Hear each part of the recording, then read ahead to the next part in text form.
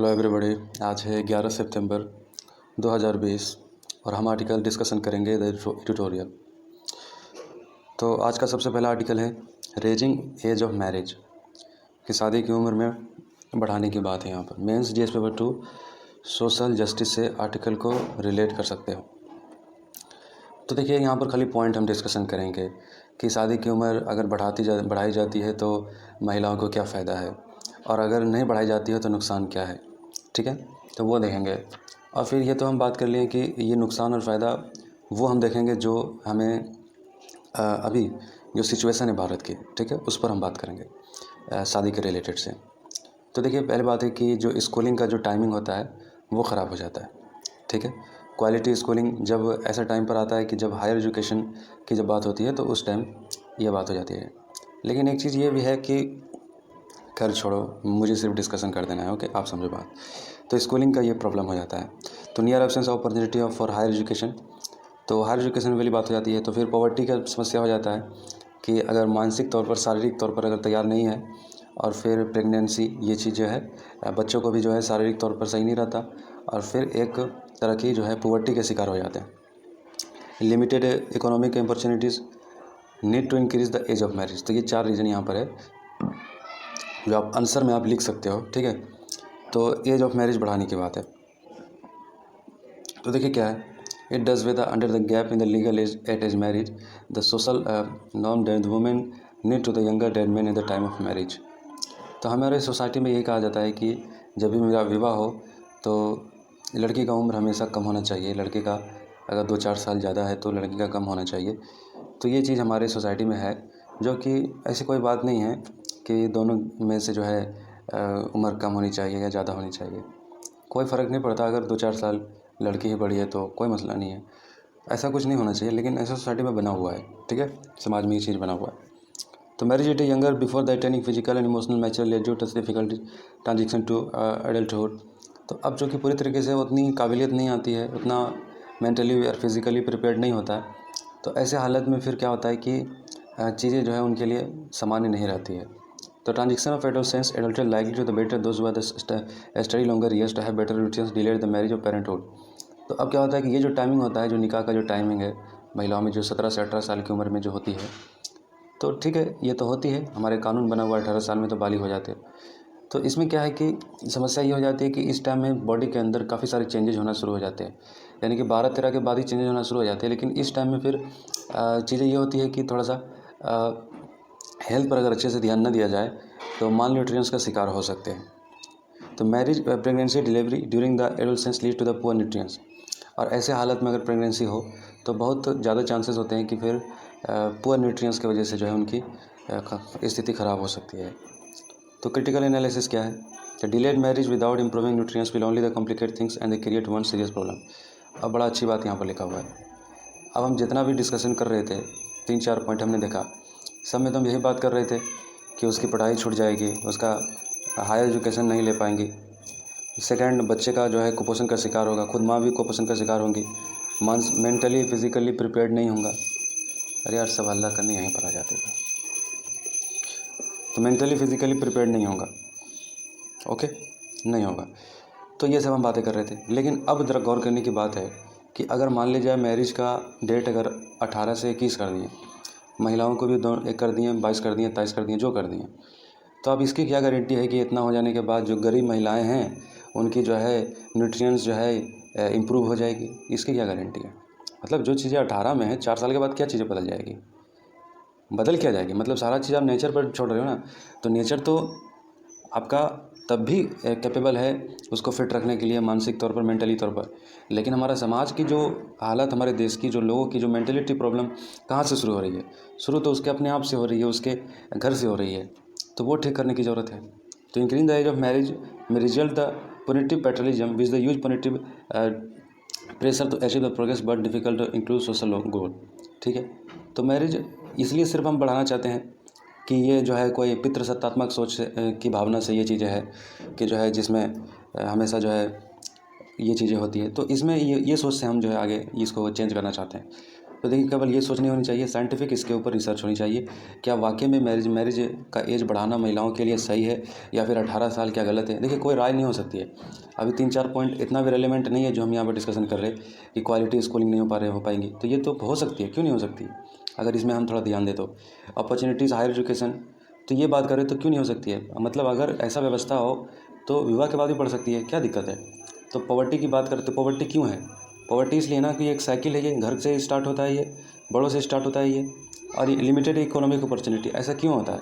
ऐसा इसलिए होता है कि हमारी सोसाइटी का ढांचा इस तरीके से हो गया कि जिसकी वजह से ये समस्या है। तो समस्या ये नहीं है, समस्या ये नहीं है कि 18 साल की केवल मैरिज की बात है, लेकिन सरकार खाली जो है इसको चेंज करने की जो बात है केवल ये सोच रही है कि इसको बढ़ा दिया जाए या फिर इनको और ज़्यादा कर दे तो चीज़ें ठीक हो जाएगी। लेकिन ये चीज़ें ठीक तभी होगी जब साइंटिफिकली इस पर रिसर्च किया जाएगा कि वाकई में बढ़ाना सही है या वाकई में बढ़ाना गलत है। ठीक है, तो ये दोनों चीज़ हमें देखना पड़ेगा, तो ओवरऑल तब चीज़ें बेहतर चलेंगी। ठीक है, तो ये था हमारा पहला आर्टिकल।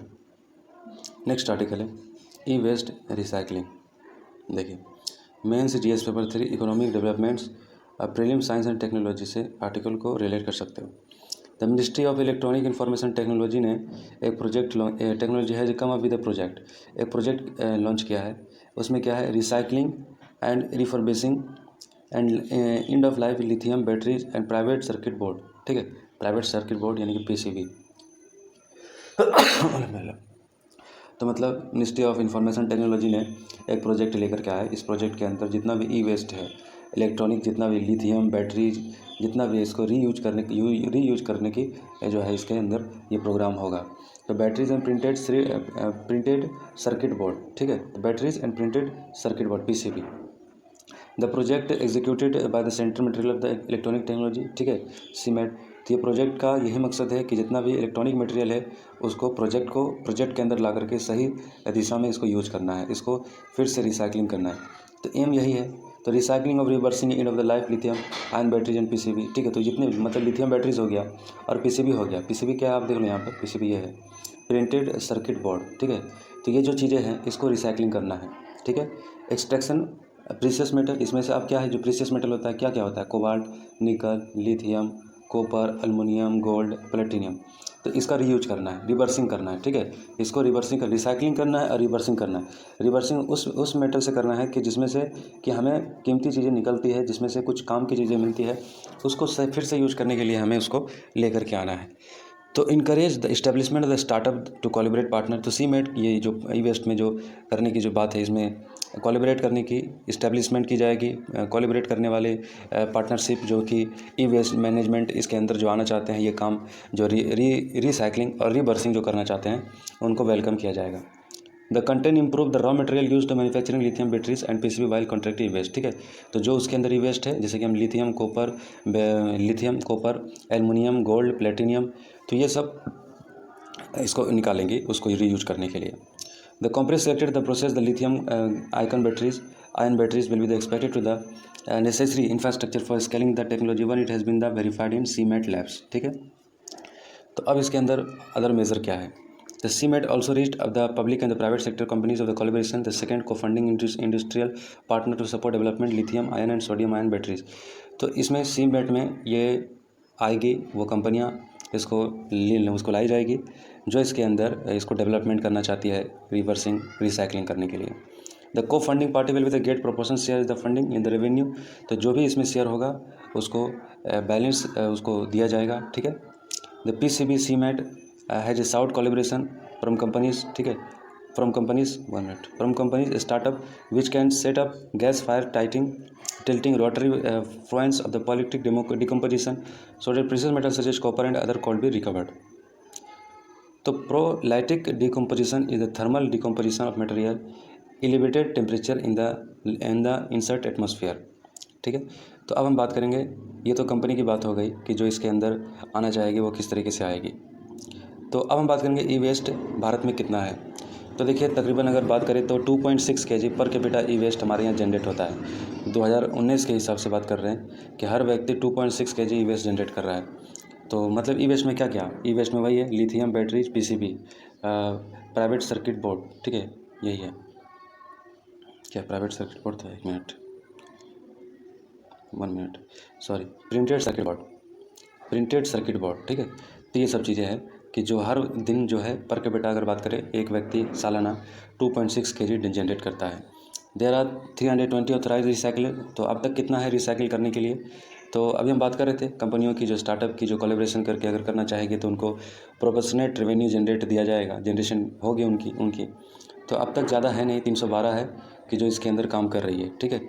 तो इसमें जो है सेटिंग करने की ज़रूरत है और बेहतर तरीके से रिसाइकलिंग करने के लिए, क्योंकि रिसाइकलिंग करना बहुत ही ज़रूरी है, क्योंकि हमारे यहाँ ई वेस्ट बहुत ज़्यादा है, ठीक है। तो नेक्स्ट आर्टिकल है स्पेशल फ्रंटियर फोर्स, ठीक है, SFF के ऊपर बात करेंगे। मेंस जीएस पेपर 3 सिक्योरिटी से आर्टिकल को रिलेट कर सकते हैं।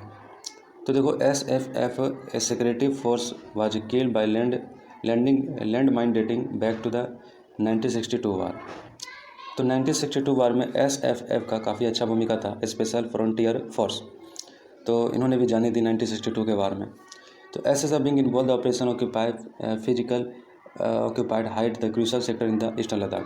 तो ये कहाँ पर ये अपनी सीमा की रक्षा कर रहा था? ये वहाँ पर से था जहाँ पर ईस्टर्न लद्दाख है। तो SFF क्या है, ठीक है। तो सबसे पहले जान लें कि इंटेलिजेंस ब्यूरो इमीडिएट आफ्टर में द ऑफ द 1960 चाइनीज वार। तो देखिए ये क्या है कि एक इंटेलिजेंस ब्यूरो ने इसको 1962 के वार के बाद इसकी भूमिका को निर्धारित किया था, ठीक है। The covert outfit recruit Tibetan exile, now it has been the mixture of Tibetan and Gorkha. तो इसके अंदर जो फोर्सेस है ये गोरखा भी है, ठीक है। और ये ख़ास तौर से चाइना और नेपाल के बॉर्डर के जो है मातहत ये आते हैं। It fall under the preview the cabinet secretariat on the ground. It headed by the inspector general army officer the rank of major general. तो इनको जो हेड किया जाता है एक आर्मी जनरल, क्या होता है, इंस्पेक्टर जनरल मतलब आर्मी ऑफिसर रैंक का कोई आर्मी जनरल इनका आर्मी जनरल होता है। The unit comprising the SFF are known as the Vikas battalions। The original task the invest by the secretary. थोड़ा सा कुछ ज़्यादा इन्फॉर्मेशन दिया गया है कि इसका यूनिट का नाम जो होता है ये होता है विकास बटालियन नाम होता है, ठीक है। NVS by the security operation behind the lines in Tibet. तो जो तिब्बत के जो हमारा लाइन है, जो हमारा बॉर्डर टच करता है तिब्बत के साथ, तो ये वहाँ पर जो है जो उसी के लिए खास ही है। But the SFF unit are part of the army but function under the operational control. SFF unit have their own rank structure, equivalent status with army rank, but they are special forces personnel highly training by the variety of tasks। तो इनका अपना rank होता है, ठीक है, अपना इसके अंदर इम्प्रूवमेंट होता है रैंक में, और ख़ास तौर से इसमें ट्रेनिंग जो होती है इनकी ट्रेनिंग भी अलग होती है, ठीक है। तो कहा जाता है कि SFF raised by the India coordinate with the US intelligence agencies, कि US इंटेलिजेंस एजेंसी की मदद से SFF को रेस्ट किया गया था।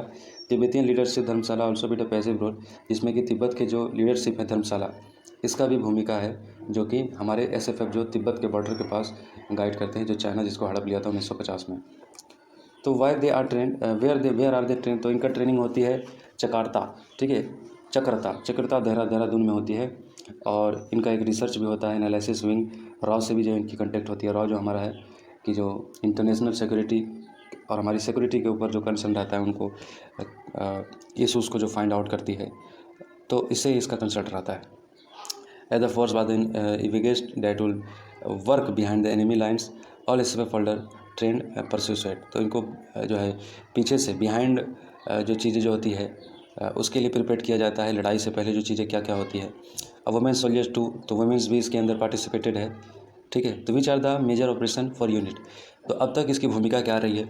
तो 1971 ऑपरेशन ईगल में इनकी भूमिका थी, और फिर इन्होंने अच्छी भूमिका था कि चितगोंग हिल ट्रैक्ट न्यूट्रलाइज। तो चितगोंग हिल है उसको न्यूट्रलाइज किया, पाकिस्तान आर्मी को पोजीशन से यहाँ से जो है खदेड़ा, यहाँ से उनको कब्जा आने नहीं दिया।